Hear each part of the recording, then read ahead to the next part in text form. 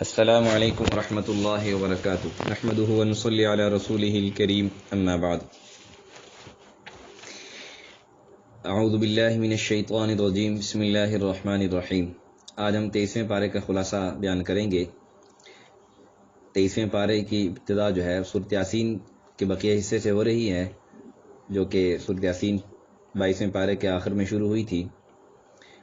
اس کے ابتدا میں اصحاب قریہ کا بیان ہے کہ ان کے پاس اللہ تعالیٰ کے 2 رسول یعنی نبی آئے تھے، انہوں نے ان دونوں کو جھٹلایا۔ پھر تیسرے رسول بھی آئے لیکن وہ انکار کرتے رہے۔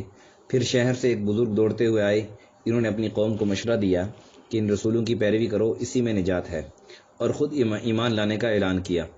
اس قوم کو صرف ایک چیخ کی آواز کے ساتھ ہلاک کر دیا گیا جب انہوں نے اس چوتھے کا بھی انکار کیا۔ اس سے پہلے بھی بہت سارے انکار کرنے والے ہلاک کیے گئے، سب کو اللہ کی طرف لوٹنا ہے۔ پھر اگلے رکوع میں بیان کیا گیا کہ بالکل خشک زمین، بنجر زمین کو کون سرسبز و شاداب کرتا ہے، پھر زمین سے اگنے والی ہر چیز کے جوڑا جوڑے ہونے میں، پھر دن رات کے بدلنے میں، چاند سورج اور کشتی کے سفر میں، ایسی روشن نشانیاں ہیں جو اللہ تعالیٰ کے وجود اور اس کی توحید کی طرف ہدایت کرتی ہیں۔ پھر کفار قیامت کے لیے جلدی کر رہے ہیں لیکن وہ اچانک آئے گی، لوگ اس وقت وصیت بھی نہ کر سکیں گے۔ پھر اس کے بعد اگلے رکوع میں حشر کا نقشہ کھینچا گیا ہے کہ مومنوں کے انعامات کا ذکر ہے، کفار کو جو سزا دی جائے گی اس کا ذکر ہے، اور اس میں کہا گیا کہ مجرموں کو علیحدہ ہو جانے کا حکم دیا جائے گا کہ ممتاز الیوم ایھا المجرمون، آج مجرم جو ہے وہ علیحدہ ہو جاؤ، اور جو اللہ کے مومن بندے ہوں گے، اللہ کے ماننے والے ہوں گے، ان کے لیے کہا جائے گا سلام قولا من رب الرحیم۔ قرآن مجید ذکر و نصیحت اور ہدایت کا سرچشمہ ہے۔ کفار جن باطل معبودوں کی پوجا کرتے ہیں وہ ان کی مدد نہیں کر سکیں گے۔ انسان اپنی پیدائش پر غور کرے تو جان لے گا اللہ تعالیٰ پھر سے اٹھانے پر قادر ہے۔ وہ جب کسی چیز کو بنانے کا ارادہ کرتا ہے تو صرف لفظ کن سے وہ چیز موجود ہو جاتی ہے۔ آخر میں اللہ تعالیٰ کی حکومت کی وسعتوں کا بیان ہے۔ لفظ کن بھی اللہ تعالیٰ لفظ کن کا بھی محتاج نہیں ہے، لیکن یہ لفظ کن ہمیں سمجھانے کے لیے ہے، ورنہ اللہ تعالیٰ کو اس کی بھی ضرورت نہیں، اللہ تعالیٰ اس کا بھی محتاج نہیں ہے۔ پھر اس کے بعد سورہ صافات شروع ہوتی ہے۔ چند قسموں کے ساتھ اللہ تعالیٰ کی توحید کا بیان بہت زوردار طریقے سے کیا گیا۔ پھر کفار کو آخرت کے قائم ہونے پر جو شک ہے اسے رفع کیا گیا۔ پھر روز حشر کا اور کفار کے محاسبے کا جو ذکر نہایت اچھے پیرائی میں کیا گیا۔ پھر توحید سے منہ موڑنے والوں کو ضرور عذاب میں مبتلا ہونا ہے، اس کا بیان ہے۔ پھر جنت والوں کے انعامات کا بیان ہے۔ دوزخیوں کی جو خوراک ہے تھوہر ہوگی، اس کا بیان ہے جس سے وہ اپنا پیٹ بھریں گے۔ پھر اس کے بعد اگلے رکوع میں حضرت نوح علیہ السلام، حضرت ابراہیم علیہ السلام کا ذکر، حضرت ابراہیم علیہ السلام کی توحید پرستی اور بت شکنی کا بیان ہے۔ ان کا بیٹا پیدا ہوا حضرت اسماعیل علیہ السلام۔ پھر جب وہ چلنے پھرنے کے قابل ہو گئے تو حضرت ابراہیم علیہ السلام نے حضرت اسماعیل علیہ السلام سے کہا کہ ذبح کا اشارہ فرمایا کہ خواب میں مجھے ذبح کا اشارہ ملا ہے، تو حضرت اسماعیل علیہ السلام نے فوراً رضامندی کا اظہار کیا، اور جب حضرت ابراہیم علیہ السلام نے ان کو ذبح کرنے لگے تو اللہ تعالیٰ نے فرمایا کہ اے ابراہیم علیہ السلام، آپ نے خواب کو سچ کر دکھایا اور یہ ایک بڑی آزمائش تھی، اور پھر ان سب پر جو سلامتی کی دعا کو قائم رکھا گیا۔ پھر اس کے بعد اگلے رکوع میں حضرت موسیٰ علیہ السلام اور حضرت ہارون علیہ السلام، حضرت الیاس علیہ السلام، حضرت لوط علیہ السلام، ان کی قوموں کو مختصر ذکر کیا گیا۔ پھر یونس علیہ السلام کا بیان ہے۔ پھر توحید کے بارے میں چند زوردار دلائل دیے گئے۔ پھر اعلان ہے کہ ہمارے رسول صلی اللہ علیہ وسلم اور ان کے پیروکار غالب آئیں گے اور ان کی مدد کی جائے گی۔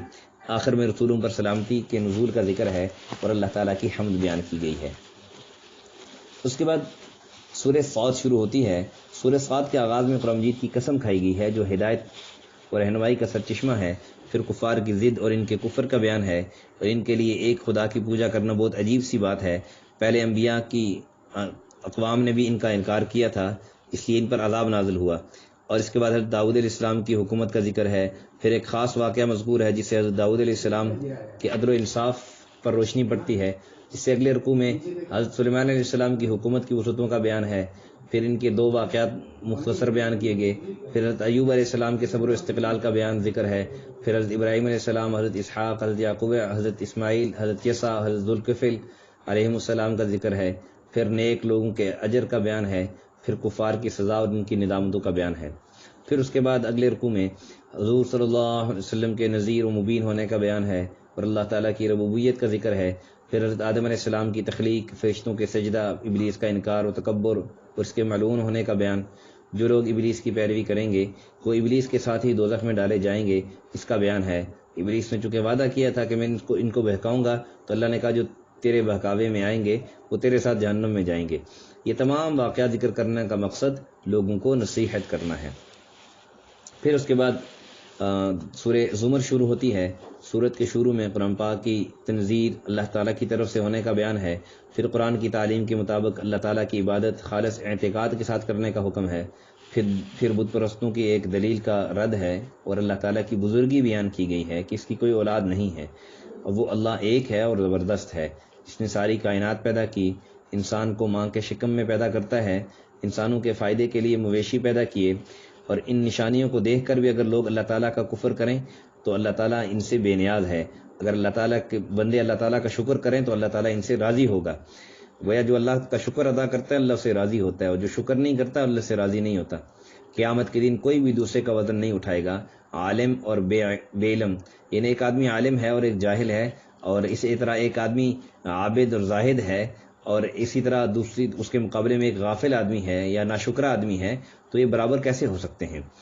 پھر اس کے بعد اگلے رکوع میں حضور صلی اللہ علیہ وسلم کی معرفت سے بندوں کو حکم دیا گیا کہ اپنے رب سے ڈریں، ثابت قدم رہیں، اللہ کی زمین بہت وسیع ہے، عبادت خالص اعتقاد کے ساتھ کریں۔ اس کے بعد کفار کی سزا اور مومنوں کی جزا کا بیان۔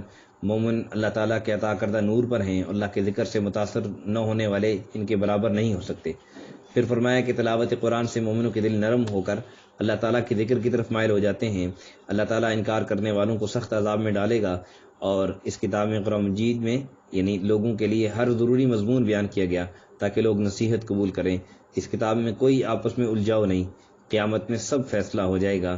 جو لوگ آپس میں الجھاؤ کرتے ہیں، ایک دوسرے کے خلاف باتیں کرتے ہیں، اختلافات کرتے ہیں، تو کہا کہ قیامت کے دن ان سب اختلافات کا حل نکل آئے گا، سب فیصلہ ہو جائے گا، کون حق پر تھا کون حق پر نہیں تھا۔ یہ تھا 23ویں پارے کا خلاصہ۔ اللہ تعالیٰ سے دعا ہے کہ اللہ تعالیٰ ہمیں سمجھ عمل کی توفیق نصیب فرمائے۔